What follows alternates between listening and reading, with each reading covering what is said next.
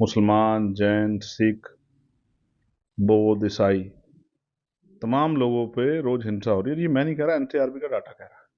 कहीं बुलेट चलाने पे हाथ काट दिए जाते हैं, कहीं मटकी छूने पे मार दिया जाता है, कहीं जो है मंदिर जाने पे समाज से निकाल दिया जाता है, कहीं बारात पे चढ़ने पे हमला हो जाता है, कहीं बेटियों को जो है पूरी बेटियों को जो है अपमानित किया जाता है, कहीं पर जो है हत्या कर दी जाती है। ये सब जो है, मैंने आज इतने सारी घटनाएं पूरे देश प्रदेश की, कहीं कथावाचक पटेल समाज की बेटी को कथा करने से रोक दिया जाता है।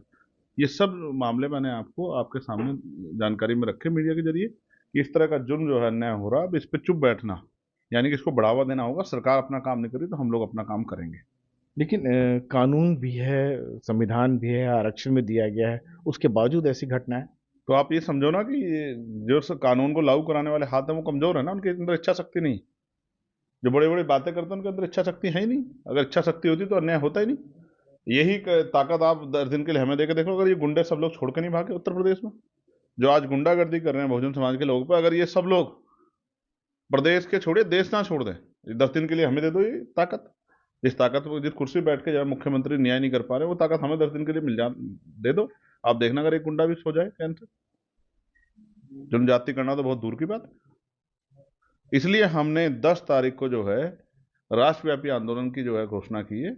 आजाद समाज पार्टी भीम आर्मी के साथी जो है संख्या बल के आधार पर अपनी शक्ति का प्रदर्शन करने के लिए सभी प्रदेश मुख्यालयों पर इकट्ठा होंगे और राज्यपाल जी के जरिए जो है महामहिम राष्ट्रपति के नाम ज्ञापन देंगे कि इस हिंसा को रोकने के लिए सरकार को जो है वो आदेशित करें। और अगर ऐसा नहीं होता है तो फिर लगातार जो है आंदोलन करके, यात्रा करके हम अपनी बात को रखेंगे। आज़ादी के 75 साल हो गए हैं, उसके बावजूद क्या ऐसी घटनाएं रुक नहीं रही है?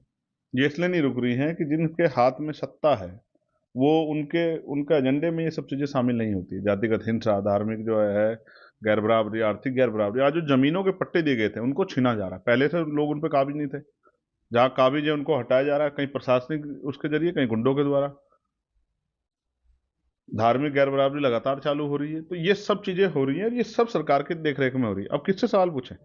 इसका जवाब मैं ट्रंप से तो नहीं पूछ सकता हूँ, या जो है किसी और देश के राष्ट्रपति, प्रधानमंत्री। तो मैं तो अपने देश के प्रधानमंत्री से और प्रदेशों के मुख्यमंत्री से पूछूंगा ना, जिस तरह से हमले हो रहे हैं।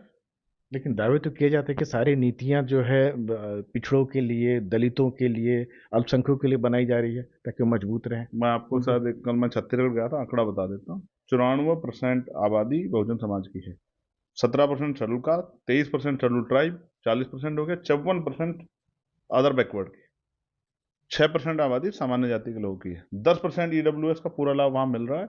लेकिन पिछड़े वर्ग के लोगों को 11.25, लगभग 11.25% जो है, 27% संवैधानिक आरक्षण नहीं मिल रहा है। और एससी एसटी को भी संख्या के आधार पर नहीं मिल रहा, और जाति का जनगणना नहीं हुई अभी।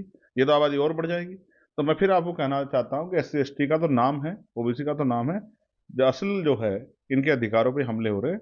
और जब जो है सेंसस होगा तो बहुत कुछ जनता के सामने आएगा। इसलिए हम लगातार सेंसस की मांग कर रहे हैं। और लड़ाई जारी